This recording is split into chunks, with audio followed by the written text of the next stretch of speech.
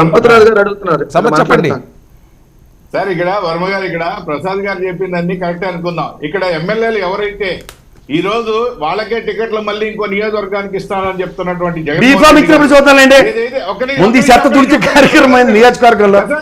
చూపించిన ఇంకో ముఖం ఇచ్చి పంపిస్తున్నా అక్కడికి చూసి తగలరా తిట్లు తినరారని. ఒక్క నిమిషం ప్రసాద్ గారు, ఇక్కడ నియోజకవర్గాలు మార్పు ఎప్పుడైతే చేస్తానని చెప్పాడో వెంటనే ఎమ్మెల్యేలు సీఎంనే ప్రశ్నిస్తున్నారండి. పనికి మళ్ళీ పనిచేసావు 4 ఏళ్ళకి ఎవడో ఐపాక్ కూడా చెప్పేదేంది, నేను వచ్చేసి గెలవనని చెప్పి నీకెవడో చెప్పేదేంది, నువ్వు అసలు ఏ రోజైనా ఈ 4 సంవత్సరాలు 7 నెలలు మాకు అపాయింట్మెంట్ ఇచ్చావా, మా నియోజకవర్గాలు ఏదైనా పని చేయాలంటే నేను అడగాలంటే నీ అపాయింట్మెంట్ దొరకని పరిస్థితుల్లో సద్దాం చుట్టూ తిరుగుతా ఉన్నా అని చెప్పి అపాయింట్మెంట్ ఇచ్చారు అందరికి. మీసారి ఎన్నిసార్లు అపాయింట్మెంట్ ఇచ్చారు నీకు చెప్పండి సంపత్. ముఖ్యమంత్రి గారు స్వయంగా ఐపాక్ టీం ఇస్తే గానీ సంపత్ గారు ఒక్క నిమిషం వెంకటరెడ్డి గారు కాదండి. 5 సంవత్సరాల అపోజిషన్ పార్టీ ఉన్నాడు.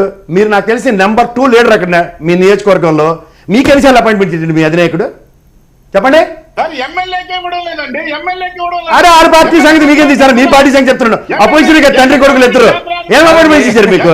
కాదు ప్రసాద్, ఏమైనా మోనార్కులతో అందరూ చూస్తారు లేదు సార్. ప్రసాద్ గారు ఆ సీట్ లో కూర్చోగలిగిన ప్రతి ఒడికి 2 యాంటీలు వస్తాయి పైకి. ఓకే ప్రసాద్ గారు, ఇప్పుడు కాదు ఇప్పుడు ఆయన నెంబర్ 2 చేసేస్తే ఇంకా సైలెంట్ అయిపోతారనా? ఆల్రెడీ నెంబర్ 2 సస్తం అక్కడ నియోజకవర్గంలో అప్పుల పల్లి. Right, okay. మొత్తం పల్లెని చేసుకుని సస్తం అతనే. వెంకటరెడ్డి గారు మొత్తం నాయకులు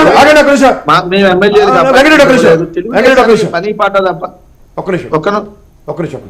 ఇప్పుడు నియోజకవర్గంలో ఇవాళ సంపద గురించి ఎవరన్నా తెలిస్తే కనుక్కోండి. ఎవరన్నా నేను చెప్తున్నాను ఇక్కడ కూర్చుని. నియోజకవర్గంలో తబ్బులన్నీ తగలబెట్టుకుని ఇవాళ మొత్తం పార్టీ కోసం అమరనేశ్వరులు శ్రమించిన వ్యక్తి వాళ్ళందరికీ పదవులు వచ్చిన తర్వాత పుష్టీకరించడం కనుక్కోండి. రెండోది ఇదే వ్యక్తి ఈ 5 సంవత్సరాల టెన్యూర్లో ఎన్నిసార్లు అపాయింట్మెంట్లు దొరికాయి కనుక్కోండి. అందరూ ఓటేశారు ఒకే తాను పీసులు. ఓకే, ముఖ్యమంత్రి రావుగానే ఎవడు మట్టుకాడు, వాడు జీన్ ప్యాంట్ కొట్టిస్తాడు, వాడు బ్యాగీ ప్యాంట్ కొట్టిస్తాడు, ఇంకోటేమో స్కిన్ టైట్ ప్యాంట్ కొట్టించుకుని తిరుగుతాడు. ఇలా ఎవరికి అంతే. పదవి రానంత కాలమే ప్రజలు మేము అని వచ్చిన తర్వాత 2 యాంటీలు వస్తే చుట్టూ బొగ్గునీగలు తయారవుతాయి. తర్వాత పొత్తులు కూడా అంతేనా? అంతే, పొత్తులు కూడా అంతే. Use and throw. గతంలో కూడా అదే కదా, చెరుకు పిండి అవతల. నోట్ దిస్ పాయింట్ రజనీ గారు. వెంకటరెడ్డి గారు ఏం చెప్పింది పెద్దలు హరిరామ్ జోగి గారు చెప్తున్నారు. వెంకటరెడ్డి గారు ఇప్పుడు తెలుగుదేశం వాళ్ళు మేము ఎమ్మెల్యేలకు అపాయింట్మెంట్ ఇవ్వలేదు, మీకు చెప్పిస్తారు ఎమ్మెల్యేలకు అపాయింట్మెంట్లు.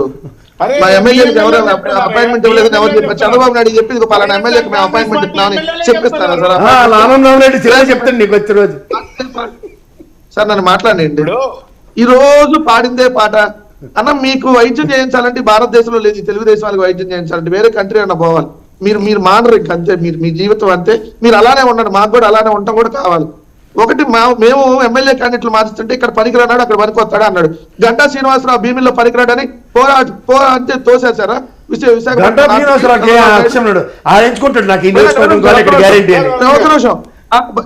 జవహర్ కొవ్వూరులో జవహర్ మంత్రిగా పనిచేసి బీరు బాగా బాగుంటది, హెల్త్ డ్రింక్ అది బాగా తాగండి అని చెప్పాడని చెప్పి కృష్ణా జిల్లా వచ్చి అక్కడ కూడా తాగమని పంపించారా? మరి అనిత ఉంది కదా, ఆమెను ఎందుకు పాయకరావుపేట నుంచి కొవ్వూరుకు మార్చారు? చంద్రబాబు నాయుడు ఎందుకు చంద్రగిరిలో ఆ చెంప ఈ చెంప వాయించారని చెప్పి కుప్పానికి మారాడా? మనం మాట్లాడడానికి అర్థం పర్థం ఉండాలి. ఎక్కడైనా మార్పులు చేర్పులు ఉంటాయి. మేము కొత్త అభ్యర్థులు నిలబెట్టాలి. పోయినసారి మేము 67 మంది ఫస్ట్ టైం ఎమ్మెల్యే అసెంబ్లీకి ఎన్నికయ్యారు వైఎస్ఆర్సీపీ నుంచి అవుట్ ఆఫ్ 151. సో అలా మేము కొత్త వరకు అవకాశం ఇవ్వబట్టే కదా 60 వెంకటరెడ్డి గారు ఇప్పుడు అవకాశం. వెంకటరెడ్డి గారు మీరు లిస్టులు వరుస పెట్టి ప్రకటించుకుంటూ వెళ్తున్నారు. ఫైనల్ గా వీళ్ళు కూడా లిస్టు తయారు చేశారట. షణ్ముఖ వ్యూహంతో సంయుక్తంగా జనసేన స్లోగన్ అండి షణ్ముఖ వ్యూహంతో తిరిగి లేకుండా ముందుకు వెళ్తున్నారట. మరొకటి కాపు సామాజిక వర్గంలో మీరు ఎంత చిచ్చు పెట్టాలనుకున్నా అదేది జరగదు. ముద్రగడ పద్మనాభం గారు వాళ్ళు కిర్లంపూర్లో భేటీ అవుతున్నారట. ఆయన ఆహ్వానం కూడా పంపించారట. ఆ సామాజిక వర్గం అంతా ఈసారి వాళ్ళకే కాపు కాస్తారట. మీకేమైనా ఇబ్బందా? సరే లిస్టులు అన్నారు కాబట్టి ముందు లిస్టుల మీద మాట్లాడదాం. జాగ్రత్త, ఎలక్షన్ అయిపోయినా రిలీజ్ చేయమండి ఒకసారి. ఈ లోపల మేము వాళ్ళు ఎత్తుకెళ్తాం వాళ్ళకి భయం నేస్తున్నాం. ఆ లిస్ట్ ఆ లిస్ట్ ఎలక్షన్ అయిపోయినాక రిలీజ్ చేస్తే ఇంకేమో ఏదో అలా ఉండదు కదా. తెలుగుదేశం తెలంగాణ చూసాం కదా సార్, ఎలక్షన్ అయిపోయిన కూడా లిస్ట్ గురించి ఆలోచించారు వెంకటరెడ్డి గారు. ఇప్పుడు మీకు గట్టి పోటీ అన్నది ఖచ్చితంగా టీడీపీ జనసేన కదా. అంత వెటకారం ఎందుకు మీకు? సెలక్షన్ అయిపోయాక ఎవరైనా లిస్టు రెడీ చేస్తారా?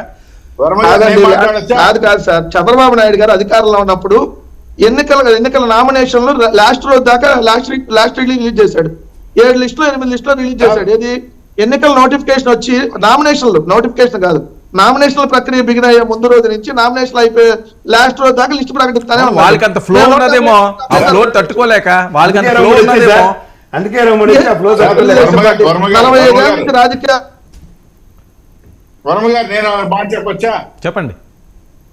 40 ఏళ్ళ నుంచి పార్టీ 40 ఏళ్ళ నుంచి పార్టీ ఉండి ఇప్పటికీ కూడా కనీసం అభ్యర్థులు ఎంతమంది పోటీ చేస్తారో చెప్పలేరు, వెంకటరెడ్డి గారు ఒక్క నిమిషం. చెప్పలేరు.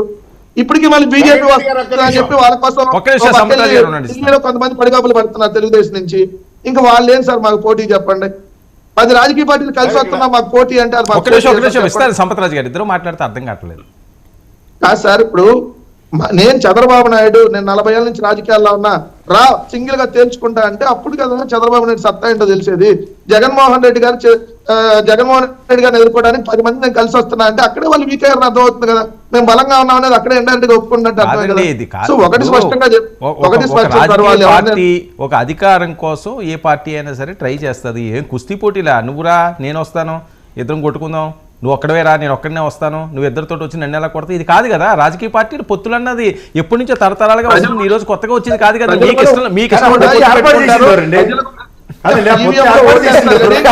అవును, ఇంకో విషయం పొత్తు ఏర్పాటు చేస్తే కూడా మీరే ఈవీఎం లో ఓటు రూపంలోనే తీర్పిస్తారు. కాదు కరెక్ట్. తీర్పిస్తారు కదా వెంకటరెడ్డి గారు, ఆ పొత్తు అయిన దాకా మీరు ఎవరు నిద్రపోలేదు, ఇప్పుడు పొత్తు అయినా నిద్రపోవటం లేదని వాళ్ళ కామెంట్.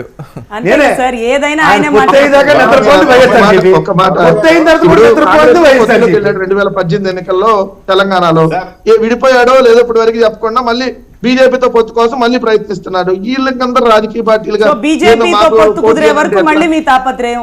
బీజేపీతో పొత్తు కుదిరాక మళ్ళీ ఏమంటారు, మీరు సింగిల్ వెళ్ళొచ్చు కదా, మళ్ళీ బీజేపీతో ఎందుకు అంటారు? టీడీపీతో పొత్తు కుదిరే వరకు ఎంత ప్యాకేజ్ ఇచ్చారు, ఎంత ప్యాకేజ్ ఇచ్చారంటారు? టీడీపీతో పొత్తు కుదిరి కలిసి ముందుకు వెళ్తున్నాం అంటే మళ్ళీ మీరిద్దరు కలిసి వెళ్తారు, మీ సింగిల్ బలం ఉంది కదా, మీ బలం లేదా అని మాట్లాడతారు. అన్ని మీరే లేరు కదా సార్, అన్ని మీరే మాట్లాడేది. ఇంకా అవతలడికి మాట్లాడే అవకాశం కూడా.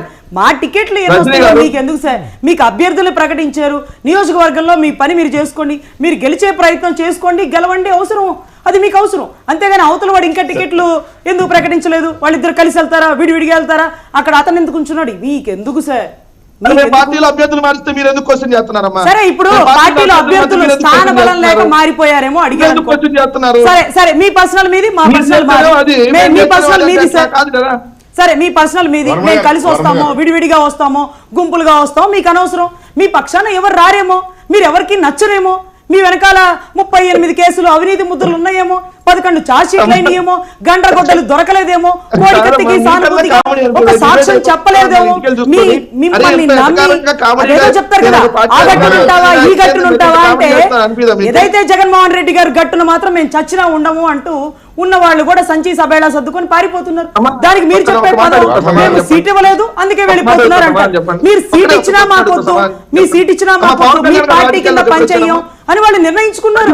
రజనీ గారు పవన్ కళ్యాణ్ రాజకీయాల్లోకి ఎప్పుడు వచ్చాడమ్మా? సరే, మీకెందుకు సార్? ఎవరు ఎప్పుడు వస్తే నీకెందుకు, ఎవరి భార్య ఎప్పుడు ప్రెగ్నెంట్ ఉంటే నీకెందుకు, ఇవన్నీ ఎందుకు సార్? సార్ రాజకీయంగా మాట్లాడుకుందాం సార్. ఇప్పుడు ఎలక్షన్ ఉంది, మీరు గెలవడానికి ప్రయత్నించండి. సరే, మా నాయకుడు సీట్లను డిక్లేర్ చేయాలి, మీ నాయకుడు సీట్లను డిక్లేర్ చేశాడు, చక్కగా మీరు పనిచేసుకోండి, మీరు అభివృద్ధి పదంలో రాష్ట్రాన్ని తీసుకెళ్ళండి. షర్మిలమ్మ చెప్పింది అక్కడ తెలంగాణ అంటే వెలుతురు, ఆంధ్ర అంటే చీకటి, తెలంగాణ అంటే డబుల్ రోడ్డు, ఆంధ్ర అంటే సింగిల్ రోడ్డు, అభివృద్ధి ఎక్కడన్నా చేస్తే చూపించండి, మేమే వస్తాం, టైం మీరు చెప్పినా సరే నేను చెప్పినా సరే అనేది కదా, చూపించండి, ఆ అమ్మాయికి అభివృద్ధి చూపించండి. నిరంతరం తులసిరెడ్డి గారు అడుగుతున్నారు, చంద్రబాబు గారు అడుగుతున్నారు, పవన్ కళ్యాణ్ గారు అడుగుతున్నారు, అభివృద్ధి ఏది ఏది ఏది అని. వెతికినా దొరకట్లా. సర్పంచులకి సైతం రోడ్లు వేసిన డబ్బులు ఇవ్వలేదండి, సర్పంచులకి సైతం రోడ్లు వేసిన డబ్బులు ఒక హైకోర్టు